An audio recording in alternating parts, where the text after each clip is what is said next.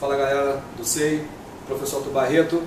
Para quem assistiu minha aula passada, eu mostrei um pouco da transição da Idade Média para a Idade Moderna, e agora eu quero que vocês entendam o seguinte: quando Maomé morre, ele deixa a ideia do Jihad, da Guerra Santa, e você vai ter uma expansão árabe que vai chegar até a Península Ibérica.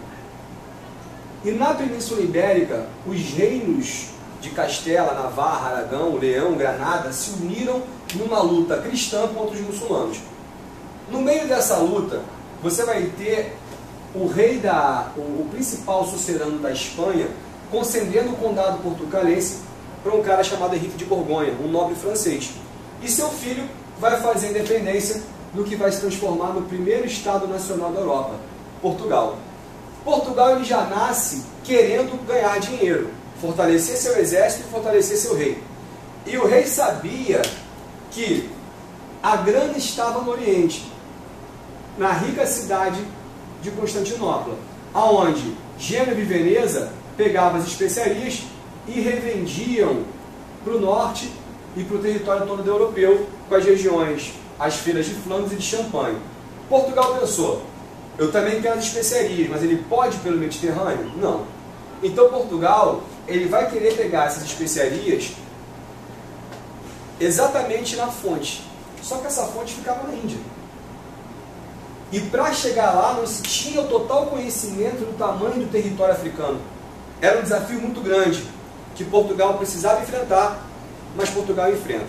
Primeiro, o contato com os árabes por mais de 300 anos fez com que Portugal conseguisse ter diversos desenvolvimentos.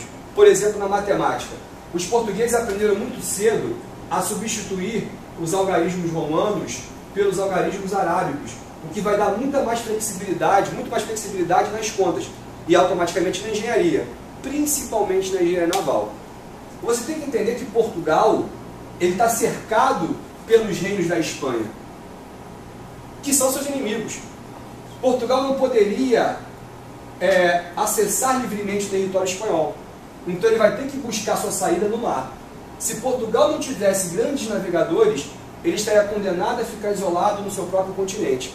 E é por isso então que através da escola de Sagres e com uma vasta experiência náutica, os portugueses já conheciam muito bem a arte de navegar, a astronomia e o que é mais importante, por estar na ponta da Europa, os portugueses eles tinham contatos com diversos povos, os árabes, como eu já disse, os saxões, os italianos e judeus.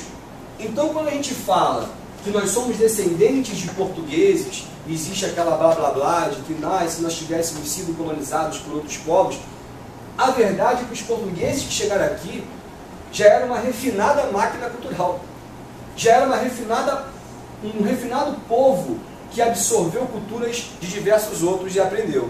E dessa maneira Portugal se lança ao mar. Aproveitando sua posição geográfica favorável, ele conquista Ceuta. Portugal ocupa as Ilhas Atlânticas, navega e encontra um obstáculo chamado o Cabo do Bojador, que foi superado. Fernando Pessoa vai ficar imortalizado com as palavras: ó mar salgado, quanto do teu sal são lágrimas de Portugal. Por te cruzarmos, quantas mães choraram, quantos filhos em vão rezaram, quantas noivas ficaram sem casar para que foste nosso, ó mar. Valeu a pena? Valeu a pena. Para atravessar o Bojador é preciso ir além da dor. E Vasco da Gama, o vice-rei das Índias, consegue chegar em 1498, o que vai dar aos portugueses um vasto domínio territorial e principalmente um domínio das especiarias. A Espanha, que se unifica logo em seguida, vai escutar as ideias de Cristóvão Colombo e vai navegar para o Ocidente, tentando dar a volta no globo e descobrindo a América. Quando se descobre a América, Portugal e Espanha começam a entrar em atrito. E auxiliados pela Igreja, eles vão assinar aquele famoso tratado chamado Tratado de Tordesilhas. Mas professor, onde estava a França? O que estava fazendo a Inglaterra? Esses dois países fizeram uma guerra de 100 anos. E nessa guerra de 100 anos eles demoraram para se unificar. E depois a Inglaterra ainda entra numa guerra interna, chamada Guerra das Duas Rosas. E quando eles nasceram como Estados nacionais, Portugal e Espanha tinham dividido o mundo entre eles. o rei François I da França perguntou para os portugueses: quem disse que o território é seu? E eles responderam: eu cheguei primeiro, é meu. François I debochadamente diz: então concordem comigo que o mundo inteiro é de Adão, que foi o primeiro homem a chegar na Terra. Então, Portugal e Espanha, se vocês me mostrarem um documento dizendo: eu, Adão, filho primogênito de Deus, deixo para Portugal e Espanha todo mundo de meu pai, assinado Adão, testemunha Eva. Você tem esse documento, Portugal? Os portugueses disseram óbvio que não, e os franceses começam a fazer uma política gradativa de invasão ao nosso território.